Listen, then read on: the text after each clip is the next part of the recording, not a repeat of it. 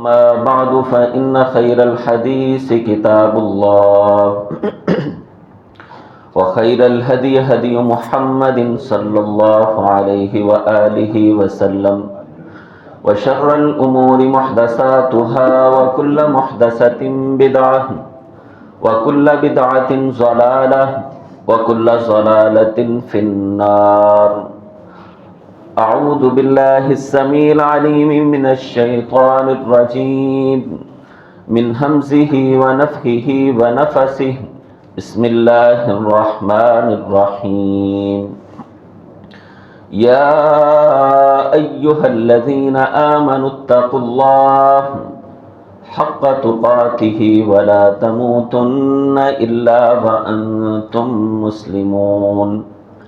يا أيها الناس اتقوا ربكم الذي خلقكم من نفس واحدة وخلق منها زوجها وبث منهما رجالا كثيرا ونساء واتقوا الله الذي تساءلون به والأرحام إن الله كان عليكم رقيبا. يا أيها الذين آمنوا اتقوا الله وقولوا قولا سديدا يصلح لكم أعمالكم ويغفر لكم ذنوبكم ومن يطع الله ورسوله فقد فاز فوزا عظيما. قال الله تعالى في القرآن المجيد والفرقان الحميد: يا أيها الذين آمنوا كتب عليكم الصيام كما كتب على الذين من قبلكم لعلكم تتقون. قال النبي صلى الله عليه وآله وسلم: لا تمسهم النار عين بكت من خشية الله وعين باتت تحرس في سبيل الله أو كما قال رسول الله صلى الله عليه وآله وسلم. ہمہ قسم کی حمد و ثنا اللہ ذوالجلال والاکرام کی ذات کے لیے خاص ہے، جو ہم سب کا خالق، مالک، رازق و مشکل کشا ہے۔ درود و سلام نبیوں کے امام، سید الاولین والآخرین، امام الانبیاء والمرسلین، نبینا محمد الرسول اللہ صلی اللہ علیہ وآلہ وسلم کی ذات گرامی پر۔ سامعین محترم، بھائیوں، دوستوں، بزرگوں، عزت مآب پردہ نشین اسلامی روحانی ماؤں اور بہنوں، اللہ تعالیٰ کا یہ بہت بڑا فضل اور احسان ہے کہ آج ہم 27واں روزہ رکھ کر مسجد کے اندر رمضان کا آخری جمعہ ادا کرنے کے لیے جمع ہیں۔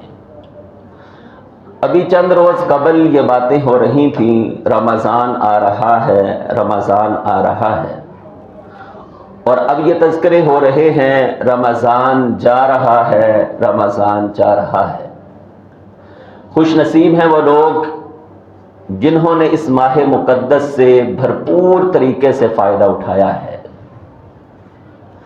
رمضان سے پہلے کی زندگی اور رمضان کے بعد کی زندگی ایک مختلف زندگی ہونے والی ہے، جہاں بہت سے لوگ جہنم سے آزاد ہوئے، وہیں پر ان لوگوں کا نام اس لسٹ کے اندر، اس فہرست کے اندر شامل ہوا کہ جنہیں اللہ ذوالجلال والاکرام رمضان کے بعد جہنم سے آزاد کرنے والے ہیں۔ لیکن بد نصیب ہیں وہ لوگ کہ رمضان المبارک کے باوجود، بخشش اور مغفرت کے سیزن کے باوجود، اللہ کی رحمتوں کے نزول کے باوجود، جہنم سے آزادی کے باوجود، ان کی زندگی کے اندر کوئی انقلاب، کوئی تبدیلی، کوئی چینجنگ کچھ بھی نہیں ہوا ہے، جیسے پہلے تھے رمضان کے بعد بھی ویسے ہی ویسے ہیں۔ رمضان المبارک اللہ ذوالجلال والاکرام نے کس لیے بھیجا ہے؟ کیا مجھے اور آپ کو بھوک اور پیاس کے ایک پروگرام سے گزارنا مقصد ہے، یا رمضان کا کچھ اور مقصد اللہ ذوالجلال والاکرام نے بیان کیا ہے؟ خالق کائنات اعلان کرتے ہیں، یا ایھا الناس یا ایھا الذین آمنوا کتب علیکم الصیام کما کتب علی الذین من قبلکم لعلکم تتقون، ایمان والو، تمہارے اوپر تمہارے رب نے روزوں کو فرض کیا ہے، اور صرف تم پر ہی نہیں، تم سے پہلے جتنی بھی قومیں اس دنیا میں آباد ہوئیں تمام پر اللہ نے روزوں کو فرض کیا تھا۔ کیا وہ رمضان میں رکھتے تھے؟ کتنے مہینے رکھتے تھے؟ کتنے دن رکھتے تھے؟ اس کی تفصیل موجود نہیں ہے، لیکن روزہ ہر امت کے اوپر فرض رہا ہے۔ مقصد ایک تھا، آدم علیہ السلام سے لے کر امام کائنات محمد الرسول اللہ صلی اللہ علیہ وآلہ وسلم کی امت تک روزوں کا مقصد ایک ہے، لعلکم تتقون، تاکہ تم پرہیزگار بن جاؤ۔ پرہیزگاری کیا ہے؟ قرآن مجید کا مقصد پرہیزگاری ہے، روزوں کا مقصد پرہیزگاری ہے، نماز کا مقصد پرہیزگاری ہے۔ ان الصلاۃ تنہی عن الفحشاء والمنکر، نماز کا مقصد پرہیزگاری، پورے کے پورے دین اسلام کا مقصد پرہیزگاری ہے، تقوی ہے، اللہ کا ڈر ہے۔ اور اس بات کا سب سے بڑا ثبوت اور عملی مظاہرہ رمضان کی صورت میں اللہ نے کروایا ہے۔ میں اور آپ اس ٹائم روزے سے ہیں یا نہیں، یہ میں اور آپ جانتے ہیں، یا ہمارا رب جانتا ہے۔ میں روزے سے ہوں، آپ کو علم نہیں ہے، آپ روزے سے ہیں، مجھے علم نہیں ہے۔ میرے اعمال کو جاننے والی اللہ کی ذات ہے، آپ کے اعمال کو جاننے والی اللہ کی ذات ہے۔ میں نے صبح سب کے سامنے سحری کی، سارا دن میں کیا کرتا رہا، میں نے حلال چیزوں سے اپنے آپ کو بچائے رکھا۔ حضرات گرامی، جب رمضان کے اندر میں حلال سے اللہ کا حکم مان کر رک جاتا ہوں، رمضان گزرنے کے بعد حرام سے بھی نہ رکوں، یاد رکھیے یہ احساس، یہ کیفیت، یہ کنڈیشن پیدا کرنے کے لیے اللہ ذوالجلال والاکرام نے رمضان کو بھیجا ہے کہ بندے، کوئی تجھے دیکھے نہ دیکھے تو اللہ سے ڈر۔ سارا دن حلال سے اللہ نے تجھے روکا ہے، جب وہی رب تجھے اس بات کا حکم دیتا ہے کہ تو نے حرام سے رک رہا ہے، تو تو حرام سے کیوں نہیں رک رہا ہے؟ سارا دن کی کیفیت میں اور آپ جانتے ہیں۔ حضرات، اگر رمضان گزرنے کے بعد میرے دل میں یہ کیفیت پیدا ہو چکی ہے کہ کسی کا حق نہیں کھانا ہے، کسی کے ساتھ زیادتی نہیں کرنی ہے، نا انصافی نہیں کرنی ہے، غریبوں کے کام آنا ہے، یہ رمضان کا مقصد ہے۔ آنکھوں کا حیا، روزہ رکھا ہوا ہے، اگر روزے نے میری تربیت نہیں کی ہے۔ اسی لیے رسول اللہ صلی اللہ علیہ وآلہ وسلم نے فرمایا، من لم يدع قول الزور والعمل به فليس للہ حاجۃ فی ان يدع طعامہ وشرابہ۔ فرمایا روزہ تربیت کا نام ہے، اخلاقی تربیت، روحانی تربیت، انفرادی تربیت، اجتماعی تربیت، روزہ تربیت کا نام ہے۔ لیکن اگر روزہ رکھنے کے باوجود بندے کی تربیت نہیں ہوئی ہے، زبان جھوٹ پر لگی ہے، زبان سے چغلی اور غیبت جاری ہے، آنکھوں سے وہ کام جاری ہیں جو اللہ نے منع کیے ہیں، محرم اور غیر محرم کی کوئی تمیز موجود نہیں ہے، وہی چوک کے اندر کھڑے ہو کر لوگوں کی ماؤں اور بہنوں کی طرف جھانکنا اور تانگنا، اگر اس سے نہیں رکا ہے، فرمایا اللہ ذوالجلال والاکرام کو بندے کے روزے کی کوئی ضرورت نہیں ہے۔ حضرات، اس احساس کے ساتھ زندگی کو جینا ہے۔ رمضان نے میری اور آپ کی یہ تربیت کرنے کے لیے 1 مہینے کا پروگرام کروایا ہے تاکہ بندہ اس کیفیت کے ساتھ جیے۔ تو اگر ہم اس پروگرام کے اندر، اس بات کے اندر، اس مشن کے اندر، اس ٹریننگ کے اندر کامیاب ہوئے ہیں تو مبارکباد ہے۔ آنکھیں حیا والی بنی، زبان حیا والی بنی، بےہودہ گوئی سے رک گئی، باز آ گئی، اور میرے دل کے اندر یہ احساس پیدا ہوا کہ کوئی دیکھے نہ دیکھے، آسمانوں کا رب مجھے اور آپ کو دیکھ رہا ہے۔ دنیا کے اندر لوگ کیمروں سے، سیکیورٹی گارڈ سے، دیگر چیزوں سے رک جایا کرتے ہیں، لیکن سب سے بڑا کیمرہ، سب سے بڑا سیکیورٹی گارڈ، سب سے بڑی نگرانی اللہ ذوالجلال والاکرام کی ہے۔ ساری زندگی اپنے دل کے اندر اس کیفیت کو جگہ دینا، یہ رمضان کا مقصد ہے۔ اگر یہ مجھے حاصل ہوا میں کامیاب ہوں، اور اگر مجھے حاصل نہیں ہوا پھر ناکامی ہی ناکامی ہے۔ پھر بھوک اور پیاس کو برداشت کرنے کی ایک پریکٹس کے علاوہ مجھے کچھ بھی حاصل نہیں ہوا ہے۔ رمضان کا پہلا مقصد تقوی اور پرہیزگاری، اور اگر یہ آ گیا ان للمتقین مفازا، اللہ فرماتے ہیں ہم بندے کو کامیاب کرنے والے ہیں۔ ان اللہ لا یضیع اجر المحسنین انہ من یتقی ویصبر فان اللہ لا۔ سیدنا یوسف علیہ السلام جب اللہ ذوالجلال والاکرام وہ خواب کو پورا کرتے ہیں تو آخر میں فرمانے لگے کہ جو بندہ تقوی اختیار کرے، پرہیزگاری اختیار کرے، اللہ اس بندے کے اجر کو ضائع نہیں کیا کرتے ہیں۔ پھر فرمایا اللہ نے قرآن میں وَمَن يَتَّقِ اللَّهَ يَجْعَل لَّهُ مَخْرَجًا، جو بندہ ڈر جاتا ہے، پرہیزگاری اختیار کرتا ہے، اللہ ذوالجلال والاکرام دنیا کے اندر اس کے لیے ہر مشکل سے نکلنے کے راستے فراہم کر دیا کرتے ہیں۔ تو اللہ تعالی ہم سب کو روزے کا پہلا مقصد تقوی اور پرہیزگاری اختیار کرنے کی توفیق عطا فرمائے۔ رمضان کا دوسرا مقصد بھائیو، مسجدیں آباد ہوئیں، قرآن سے تعلق بنا، ہم سحریوں اور افطاریوں کے اندر شامل ہوئے۔ رمضان نے ہماری مسجدوں کے اندر، جسے کہتے ہیں یہ مسجدوں کو تنگ کر دیا، لوگ گھروں سے آئے، مسجدوں کے اندر ایک تعلق بنا، ہم جمعے کے روز پہلے سے مسجد کے اندر داخل ہوئے، ایک تربیت کا ماحول، ایک عجیب کیفیت، ایک روحانیت۔ رمضان گزرنے کے بعد، رمضان گزرے مسلمان نہ گزر جائے۔ مسجدوں کے ساتھ میرا وہی تعلق، آج جب میں آیا تو 2 صفحے موجود اور کافی سارے ساتھی سورۃ الکہف کی تلاوت کر رہے ہیں۔ رمضان گزرنے کے بعد کہیں ایسا نہ ہو کہ کوئی ایک آدمی بھی ٹائم پر موجود نہ ہو۔ بھائیو، ہم نے جس طرح سے لاہور کی ساری بڑی بڑی مسجدیں آباد ہوئیں، رات کے قیام ہوئے، رات کے قیام کے لیے ہم نے لمبا لمبا سفر کیا، کئی میل سفر کر کے لوگ اپنے محبوب قاری کو سننے کے لیے حاضر ہوئے۔ رمضان گزرے، لیکن ایسا نہ ہو کہ میرے محلے کی مسجد ویران ہو جائے، میری گلی کی مسجد ویران ہو جائے۔ رمضان کے اندر اللہ ذوالجلال والاکرام رمضان کو تربیت کے لیے بھیج رہے ہیں، نہ کہ ایسا ہو کہ رمضان کے بعد مسلمان کا مسجد کے ساتھ تعلق نہ رہے۔ تو رمضان مسجدوں کو آباد کرنے کا مہینہ ہے، اگر یہ کیفیت بن گئی تو سال بھر جاری رہنی چاہیے۔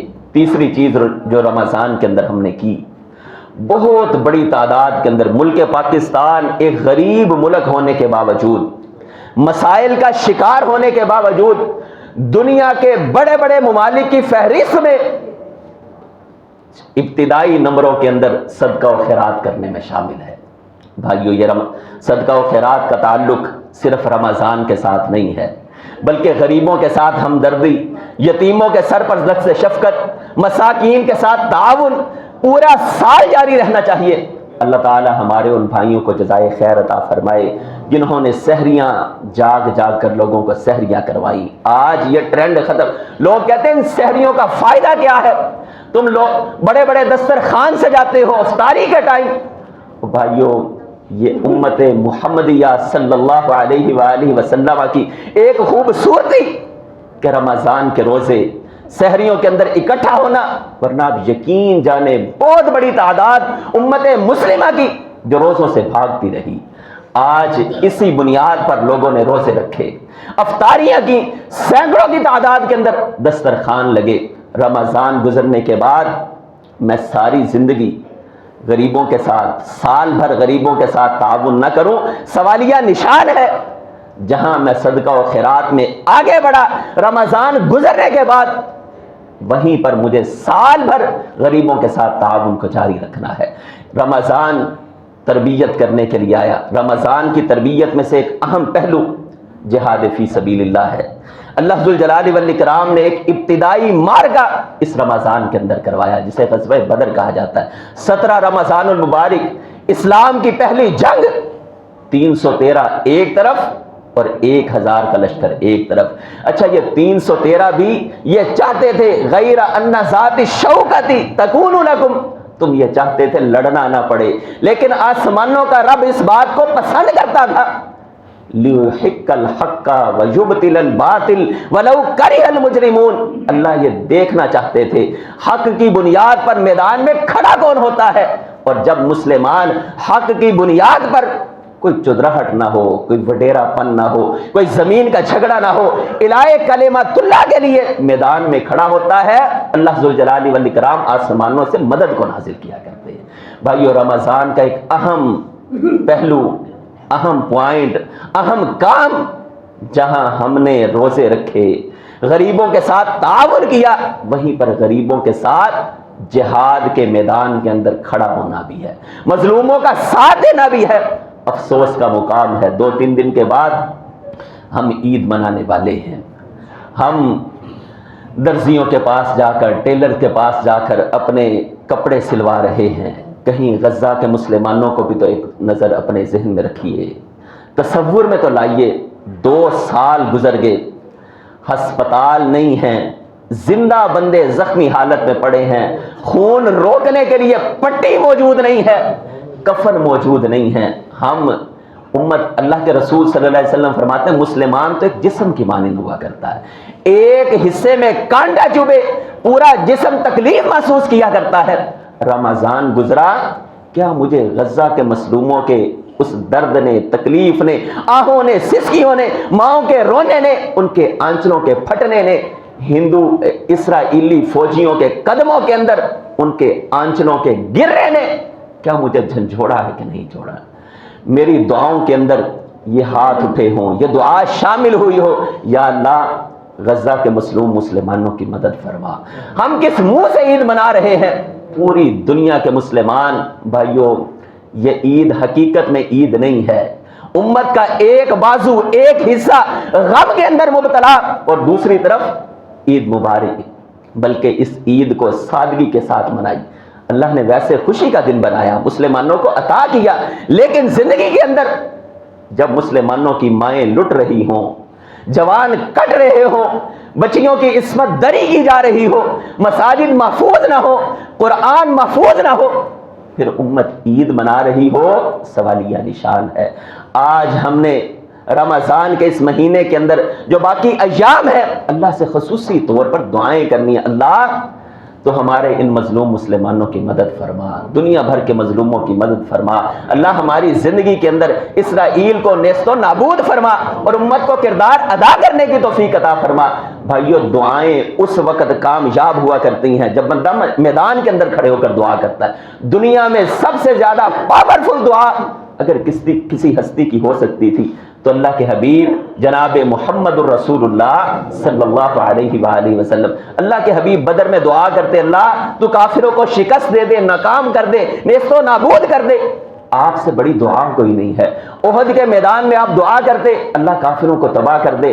آپ سے بڑی دعا، پاورفل دعا کوئی نہیں ہو سکتی ہے. لیکن اللہ ذوالجلال والاکرام نے پیغمبر کو بدر کے میدان میں کھڑا کیا ہے، صحابہ کو کھڑا کیا ہے. احد کے میدان میں محمد الرسول اللہ صلی اللہ علیہ وآلہ وسلم کھڑے ہوئے، آپ کی شہادت کی خبر پھیل جاتی ہے، آپ زخمی ہو جاتے ہیں. امت زخمی نہ ہو، امت کو کانٹا نہ چوبے، امت پر تکلیف نہ آئے، میں صرف یہ دعا کرتا رہوں. بھائیو دعاؤں سے ایک سٹیپ آگے بڑھنے کی ضرورت ہے. اپنی اولادوں کی تربیت کیجئے، اپنی اولادوں کو جہاد کا سبق سکھائیے. امت کا عروج جہاد فی سبیل اللہ ہے، امت کا غلبہ اور کامیابی ذروۃ الاسلامی الجہاد فی سبیل اللہ. اللہ ذوالجلال والاکرام نے اس امت کی کوہان اور چوٹی جہاد فی سبیل اللہ کو بنایا ہے. اور رسول اللہ صلی اللہ علیہ وآلہ وسلم وہ 313 کا لشکر چلا اور روم و ایران تک چھا گیا، دنیا کے آتش کدوں کو بجھا گیا، دنیا کی سپر پاوروں کو خاک میں ملا گیا. وجہ کیا تھی؟ میدانوں کا رخ کیا. آج ہم ذلیل و رسوا کیوں ہیں؟ ٹینک، ابدالی، غوری، میزائل، دیگر سارے کی ساری ٹیکنالوجی موجود، لیکن حضرات گرامی وہ 313 کا جذبہ موجود نہیں ہے۔ اللہ کے رسول صلی اللہ علیہ وسلم نے فرمایا اذا ترکتم الجہاد واخذتم اذناب البقر سلط اللہ علیکم ذلا لا ینزعه حتی ترجعوا الی دینکم، جب امت جہاد فی سبیل اللہ چھوڑے گی، فرمایا پھر ذلت اور رسوائی سے اس امت کو کوئی بچا نہیں سکتا ہے، جب تک امت جہاد کرتی رہے گی، فرمایا اللہ ذوالجلال والاکرام اسے عزت عطا کرتے رہیں گے۔ اولادوں کی تربیت کیجئے، اولادوں کو سکھائیے، ایک وقت آنے والا ہے دنیا کے کافروں کے ساتھ ہمارا مقابلہ ہونے والا ہے، وہ وقت آنے والا ہے جب غزوہ ہند ہونے والا ہے اور اللہ کے رسول صلی اللہ علیہ وسلم کی وہ بشارت پوری ہونے والی ہے، اصابتان من امتی احرزہم اللہ من النار اصابت تغزو الہند و اصابت تکون مع عیسی ابن مریم، ایک وقت آئے گا میری امت کی جماعت ہندوستان کے خلاف جہاد کرے گی، یہ بہت بڑا مارکا شروع ہونے والا ہے، شاید ہم دیکھیں نہ دیکھیں لیکن اولادوں کو سکھا جائیں، تربیت کر جائیں کہ جب ہندو کے ساتھ مقابلہ ہو پیٹھ نہیں پھیرنی ہے، ان اللہ کے دشمن اور باغیوں کے ساتھ تم نے میدانوں میں کھڑا ہو کر ان کا مقابلہ کرنا ہے۔ جہاد کا ایک بہت بڑا، رمضان کا ایک بہت بڑا میسج اور پیغام جہاد فی سبیل اللہ ہے۔ بھائیو آج امت نے اس اہم فریضے کو ترک کیا ہے، آج ذلت و رسوائی ہمارا مقدر بن چکی ہے۔ اگر ہم چاہتے ہیں دوبارہ سے عروج ملے، ترقی ملے، بلندی ملے، کامیابی ملے، تو پھر اپنی اولادوں کو جہاد فی سبیل اللہ کے ساتھ جوڑیے۔ اللہ کے یہ وعدے ہیں، جو قوم جہاد پر کھڑی ہو جایا کرتی ہے اللہ ذوالجلال والاکرام اس قوم کو بلندی اور ترقی عطا کیا کرتے ہیں۔ رمضان کے پیغاموں میں سے ایک اہم پیغام، اپنے دن کا آغاز فجر کی نماز کے ساتھ کیجیے۔ رمضان میں اٹھتا رہا، سحری کرتا رہا، گھر والوں نے اٹھایا، فٹافٹ دسترخوان پر بیٹھ گیا، رمضان میں میری آنکھ کھل جائے، رمضان جیسے ہی گزرے فجر کی نماز رہ جائے۔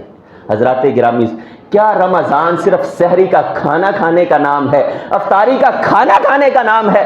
ایسا نہیں ہے، بلکہ رمضان یہ تربیت کرنے کے لیے آیا ہے کہ دن کا آغاز فجر کی نماز کے ساتھ ہونا چاہیے، دن کا آغاز قرآن کی تلاوت کے ساتھ ہونا چاہیے، دن کا اختتام نماز کے ساتھ۔ ہم افطاری کر کے فٹافٹ مسجدوں کی طرف دوڑتے نماز پڑھنی ہے، رمضان گزرنے کے بعد مسجدیں ویران نہ ہوں، بلکہ دن کا آغاز مسجد کے ساتھ ہو، نماز کے ساتھ ہو، تلاوت کلام حمید کے ساتھ ہو۔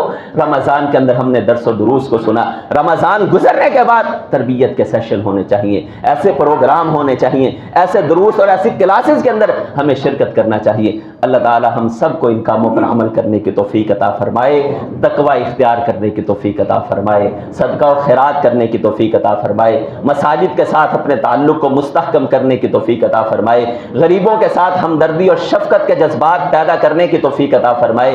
اسی طریقے سے اللہ ذوالجلال والاکرام امت مسلمہ کو اپنے مظلوم بھائیوں کے ساتھ کھڑا ہونے کی توفیق عطا فرمائے۔ وآخر دعوانا الحمدللہ۔